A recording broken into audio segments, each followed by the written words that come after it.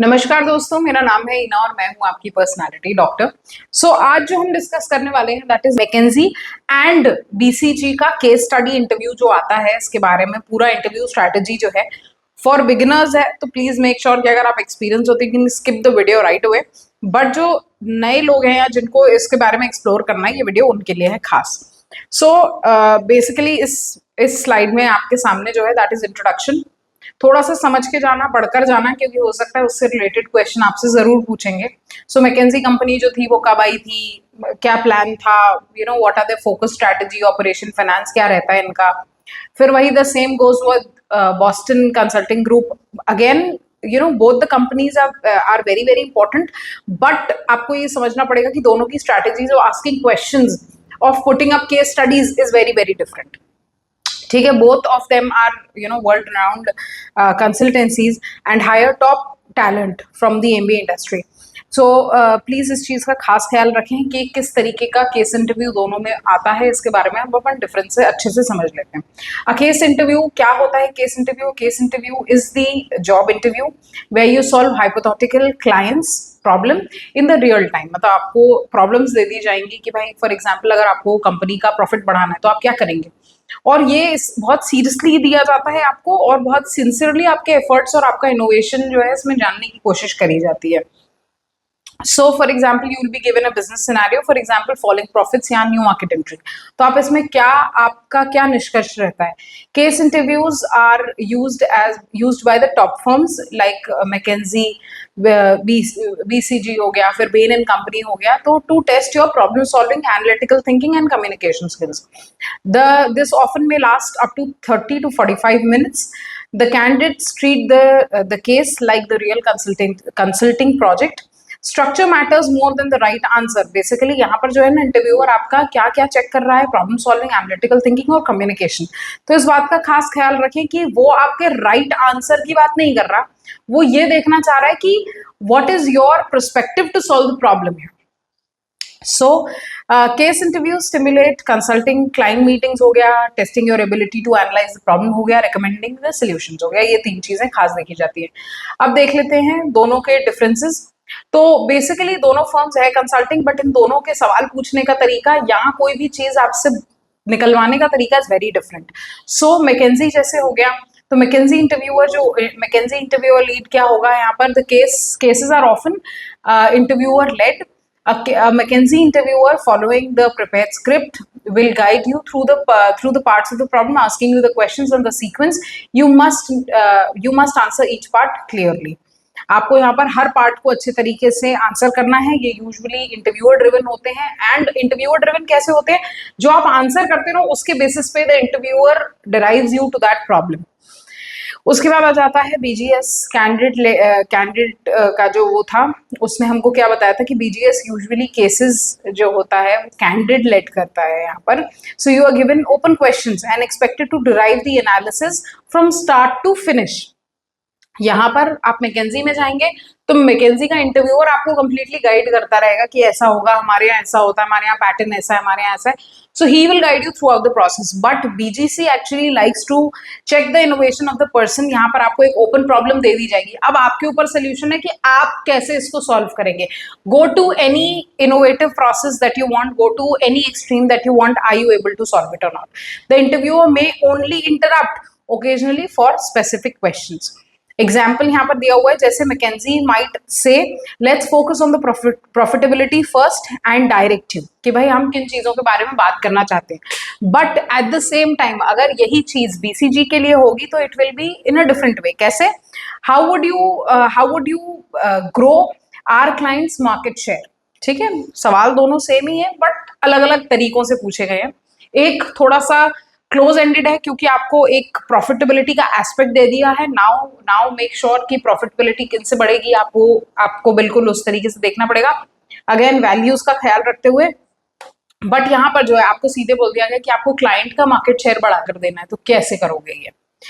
Leaving you outline the structure, उसके बाद ये दोनों बेसिक डिफरेंसेस हो गए। उसके बाद जाते हैं अपन की स्ट्रैटेजीज पे। सो एमईसी इश्यूज, इशू ट्री हो गया या हाइपोथेसिस हो गया, ये तीनों चीजें होती हैं। तो की स्ट्रैटेजीज पे अपन कैसे ख्याल रखेंगे? एमईसी जो है that is mutually exclusive, collectively exhaustive. इसका मतलब होता है, so breaking down the problem into categories where it is mutually exclusive. ये है एक्सक्लूसिव प्रॉब्लम, सबके हिसाब, म्यूचुअली सबके हिसाब से एक्सक्लूसिव है, बट कलेक्टिवली एग्जॉस्टिव। कलेक्टिवली आपके इंडिविजुअल रोल्स भी रहेंगे इसमें। So don't overlap the categories and cover all possibilities. This helps you to do a clean analysis. Issue logic tree. So draw a tree diagram to dispose the main questions into the sub questions of the branches. मतलब आपका main question is how to get more profit for the client. अब इसके क्या क्या aspects हो सकते हैं ये आप draw कर सकते हैं यहाँ पर. So each branch of the tree is a hypothesis or a factor to explore. Issue trees focusing on isolating causes. For example, अब आपके रूट कॉजेज क्या होंगे? Why is there a sales drop, या why is broken into price changes कैसे हुए हैं, ये volume changes कैसे हुए हैं। ये तो आपके रूट के कॉजेज अलग होंगे, क्या आपके प्रॉब्लम के कॉजेज अलग होंगे, और आप कैसे इनको बढ़ा सकते हैं उसके कॉजेज अलग होंगे। सो हाइपोथेसिस ड्रिवन अप्रोच क्या है? Early in case state an educated guess. तो हाइपोथेसिस हो गया about the answer when use data to confirm और refute it. This focuses on prioritizing the most of important analysis and saves time. तो क्या होता है हाइपोथेसिस में, वो आपसे बेसिकली ये ड्रॉ कर लेते हैं ऐसा हो सकता है या नहीं हो सकता, यस एंड नो का मोर यहाँ पर ना एस्पेक्ट रहता है। उसके बाद कंबाइनिंग टूल्स। अब आपको इन टूल्स को कंबाइन भी करना है, तो आपको यहाँ पर mutually exclusive, collectively exhaustive tool को भी एक साथ लेना है, फिर एट द सेम टाइम आपको लॉजिक ट्री भी साथ में लेना है। आपको क्या बोलते हैं, उसके बाद आपको उसका हाइपोथेसिस भी करना है कि क्या ये चीज हो सकती है कि नहीं हो सकती है। ब्रांचेस अगेन देखना कि ओवरलैप ना करें यहाँ पर। सो यहाँ पर hypothesis play a very important role. This approach mimics the real consulting, यानी ये आपके सामने जब प्रॉब्लम लाई जाएगी तो उसको रियल कंसल्टिंग में जब डाला जाएगा, you actually get to test, adjust, test again and you get to work according to that. तो इसको बिल्कुल भी ना भूलें। Make sure that you do it and you very precisely do it so that you can actually get tools that can help you. Next is structuring a case study interview. अब आपके सामने एक case study interview अगर मैं लेकर आऊँ तो कैसे होगा, क्या होगा उसमें? तो सबसे पहला open clarify problems. सबसे पहला restate the client and ask clarify questions. Confirm you understand the key objectives. For example, our bakery profits जो आपके सामने यहाँ पर है, that our bakery profits fell by 15% from the last year. Correct. तो आपने यहाँ पर जो है पहले तो प्रॉब्लम को क्लियरली स्टेट करा है, सामने वाले की प्रॉब्लम जो है क्लियरली स्टेटेड है, तो उसको ध्यान से सुनिएगा। This ensures that you are solving the right problem. कौन सी प्रॉब्लम को सॉल्व कर रहे हैं आप? प्रॉफिटेबिलिटी सॉल्व कर रहे हो, पर अगर कंपनी के गाइडलाइंस या कंपनी के वैल्यूज को साथ में रखते हुए नहीं सॉल्व करोगे तो सिर्फ प्रॉफिटेबिलिटी सॉल्व करोगे, और हो सकता है कि इस साल वो सॉल्व भी हो जाए बट नेक्स्ट ईयर नहीं होगी। So announce framework, tell the interviewer how you crack the case. आप यहाँ पर आपको इंटरव्यूअर को समझाना है to diagnose the profit down, I use the profitability framework. ठीक है, break down profit into revenue and cost, दोनों चीजें चेक करेंगे यहाँ पर। शो द स्ट्रक्चर, तो यहाँ पर आप क्या करेंगे? After asking initial questions always outline the planned approach, कैसे आप इसमें डाइव इन करने वाले हैं। नेक्स्ट रह जाता है आपका analysis. So work through your framework, make sure that you really work through a proper framework, है ना। मतलब ऐसा नहीं कि you talk about the conclusion first, you should be really talking about how are you gonna dive in और sink in into the problem. So go through each branch of the framework methodologically. Then do any necessary calculation if there is a chart or if it is needed. Clearly speak that I see the revenue going down by 10%. I'll explore the prices and the volume in the next. तो आप ये बता सकते हैं और अपनी problem को clearly यहाँ पे रिजॉल्व कर सकते हैं। उसके बाद आप जाता है आपका synthesis. As you have finished summarizing your key findings and clear recommendations, use a client friendly pitch. अब आपको ये पिच भी तो करना है सामने वाले को। So use a client friendly pitch to state your conclusion first, then explain the reason. For example, I recommend you on increasing our marketing spending because the analysis shows that the sales volume have fell primarily due to the reduced demand. तो आपने इसको बहुत ही अच्छे तरीके से frame करके बोला। Common framework examples और देख लो यहाँ पर। सो कैसे आप इसको फ्रेमवर्क करते हैं, प्रॉफिटेबिलिटी फ्रेमवर्क आता है तो ऑफन प्रॉफिट कैसे कैलकुलेट करोगे आप, revenue minus the cost, break down into prices into volumes, और प्रोडक्ट लाइंस, और break cost into fixed and variables. अब आपके पास कॉस्ट भी आता है तो कॉस्ट भी दो तरीके से आता है, एक फिक्स्ड है एक वेरिएबल है। This is very essential for probability tree, that you know profitability tree जो हम यहाँ पर बनाते हैं, इशू ट्री जिसको हम कहते हैं। सो उसके बाद आ जाता है जैसे कॉमन फ्रेमवर्क, एक और जो है that is growth and market entry. Market entry और ग्रोथ से रिलेटेड आपसे सवाल पूछते हैं तो कंसिडर मार्केट अट्रैक्टिवनेस। क्या है मार्केट अट्रैक्टिवनेस? साइज हो सकता है, ग्रोथ रेट हो सकता है, कॉम्पिटिशन हो सकता है, लार्ज मार्केट साइज हो सकता है। तो ये सारी चीजें जो है ना, these factors and these parameters should be considered. So client capabilities जैसे आ गई तो कॉस्ट हो गया, स्ट्रक्चर हो गया, डिस्ट्रीब्यूशन हो गया, उसका एंट्री स्ट्रैटेजी अगर आ गई तो M&A हो गया वर्सेस ऑर्गेनिक हो गया, क्या चीजें आप देखने वाले हो, assess risks and rewards for each.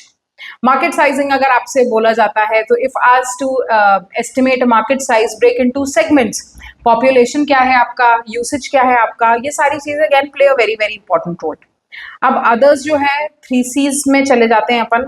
सो इसमें आ जाता है आपका कस्टमर, कंपनी एंड कॉम्पिटिटर, जिसमें 3Cs again very very important, किन चीजों का ख्याल रखना है आपको। तो कस्टमर हो गया, कंपनी हो गया, कॉम्पिटिटर हो गया। 4Ps, प्रोडक्ट को कैसे प्रमोट करते हैं अपन, तो प्रोडक्ट, प्राइस, प्लेस, प्रमोशन, ये 4 चीजों से। तो पॉटर्स का 5 फोर्स को भी अच्छे से पढ़कर जाइएगा यहाँ पर। Use them to helpful bucket but always tailor to a specific case content. Next is profit tree, note कर लेना है यहाँ पर। सो प्रॉफिट ट्री कैसे होता है, profitability tree is specially and issues tree forced on the profit breakdown. So you will often draw a version of this in the McKinsey profit case. ठीक है, एक मैकेंजी का ना मैकेंजी स्टाइल जो है केस स्टडी अपन समझ लेते हैं जल्दी से यहाँ पर। तो फ्रेश बेक जो है एक रीजनल बेकरी चेन है जिसका प्रॉफिट जो है लास्ट क्वार्टर में 15% से गिरा है। तो अब आपको क्या करना है, डायग्नोस करना है कि इसका कॉज क्या है। सबसे पहला आपका अप्रोच होना चाहिए क्लैरिफाई, आपको पता होना चाहिए कि भाई कितने टाइम में गिरा है, क्या हुआ है। तो अपने यहाँ पर डिटेल्स अपने कंफर्म कर लीजिए यहाँ पर कि आपके पास टाइम फ्रेम गिवन है, मार्केट अफेक्टेड है, सेल्स और कॉस्ट है। फ्रेमवर्क देख लेते हैं, प्रॉफिटेबिलिटी अगेन इशू ट्री आप यहाँ पर देख सकते हैं। तो इशू ट्री के तब प्रॉफिटेबिलिटी ट्री पे आप जब जाएंगे तो आपको प्रॉफिट कैलकुलेट करना है तो रेवेन्यू माइनस कॉस्ट हो जाएगा। फिर eight the same time revenue जो है आपको कैलकुलेट करना है तो प्राइस इनटू वॉल्यूम हो जाएगा, और कॉस्ट अगर कैलकुलेट करना तो फिक्स्ड और वेरिएबल कॉस्ट दोनों देखने पड़ेंगे। एनालिसिस कर लेंगे तो यहाँ पे for example if that revenue is dropped by 10%, drill into volume and volume versus price. Maybe volume is down, if volume is lower then explore causes। अब आपकी वॉल्यूम कम हो रही है अगर, तो आप कंपटीशन एक्सप्लोर करो, आप कस्टमर ट्रेंड्स अप्रोच करो कि भाई क्या नए ट्रेंड्स हैं। But at the same time अगर यही चीज जो है आपका प्राइस की वजह से प्रॉब्लम है तो आप प्राइस रिलेटेड कॉन्सेप्ट्स को ज्यादा टच करोगे। फिर हाइपोथेसिस देखो कि भाई suppose a new competitor open last quarter, test this by checking the sales overlapping the areas और प्रोडक्ट। उसके बाद रिकमेंडेशन, अगर आपको रिकमेंडेशन देने को वो बोलते हैं तो if the analysis shows a sales volume drop due to the competition, recommend actions like new marketing campaigns, product improvement and adjustment of the pricing. Summarize the volume fail because the X to recover the profit. तो आप अपनी यहाँ पर recommendation दे सकते हैं। एक और यहाँ पे BCG स्टाइल जो है आपके पास केस दे रही हूँ। So that is XYZ company 10% market share wants to reach to 15% in the next 5 years, how will you grow it. अब आपके पास अगेन यहाँ पर अप्रोच आ गया, क्लैरिफाई कर लिया। सबसे पहले पॉइंट यही है कि क्लैरिफाई करना है आज द मार्केट शेयर की भाई कितना अपन कैसे इसको, अपन के पास पता है कि अपन को 5 सालों में 5% और बढ़ाना है। स्ट्रक्चर देख लेते हैं इसका, तो कंसिडर ऑर्गेनिक ग्रोथ वर्सेस दी M&A। उसके बाद organic, think the customer segment, retail and corporate. आपके पास कौन सा सेगमेंट है, यहाँ पर न्यू प्रोडक्ट लॉन्च कर सकते हो, ब्रांच एक्सपेंशन कर सकते हो, या डिजिटल चैनल्स कर सकते हो शुरू। फॉर M&A जो है आप यहाँ पर यूज करेंगे तो आइडेंटिफाई स्मॉलर बैंक्स करेंगे या फिनटेक्स जो है जो इनको अक्वायर कर सकते हैं। उसके बाद जाता है इसका एनालिसिस, तो evaluate each path, make sure that you evaluate each path if the bank acquires at reasonable price। उसके बाद M&A might again boost the share of the company। उसके बाद for organic analysis, cost of opening branches versus the expected revenue, that is break even analysis। Hypothesis again check करेंगे यहाँ पर, तो perhaps the fastest route is the mix. आपको दोनों ही चीजों का ख्याल रखना पड़ेगा यार, आपको M&A से भी ग्रोथ करना है और ऑर्गेनिक से भी ग्रोथ करना है। तो यहाँ पर आपने क्या करा, फास्टेस्ट रूट पिक करा है। Do the quick math to compare the ROI of the adding branches. आपको ये पता करके बताना है कि भाई कितना ROI रिटर्न ऑफ इन्वेस्टमेंट आपको कितना मिलेगा। उसके बाद रिकमेंडेशंस अगेन यहाँ पर अपन लिखेंगे, तो I suggest pursuing selecting acquisitions in the mid-sized banks in the regions while also launching the marketing campaign। तो अपन ने दोनों का एनालिसिस यहाँ पर करके बताया। थोड़ा सा टिप्स और लास्ट अपन देख लेते हैं। सो स्ट्रक्चर कम्युनिकेशन, अपने कम्युनिकेशन को सही तरीके से स्ट्रक्चर करें। Use pyramid principle, state the conclusion first and then back it up with why are you saying this. Second, follow the interviewer, जो इंटरव्यू कह रहा है उसको कोशिश करो कि उसी की गाइडलाइन पे चलो, क्योंकि मैं बता चुकी हूँ कि मैकेंजी का क्या होता है। So listen to the hints and don't jump ahead. उसके बाद data and logic, be ready with simple calculations and logical reasoning. If the chart exhibits, interpret also clearly, interpret them clearly and tie them back with the framework. उसके बाद personal experience, interview में आपसे यहाँ पर पूछा जाएगा, तो 2-3 concise antidotes अपने दो। यहाँ पर ये बेसिकली चेक करना चाहते हैं कि आपका लीडरशिप, टीम वर्क या प्रॉब्लम सॉल्विंग स्किल कैसा है।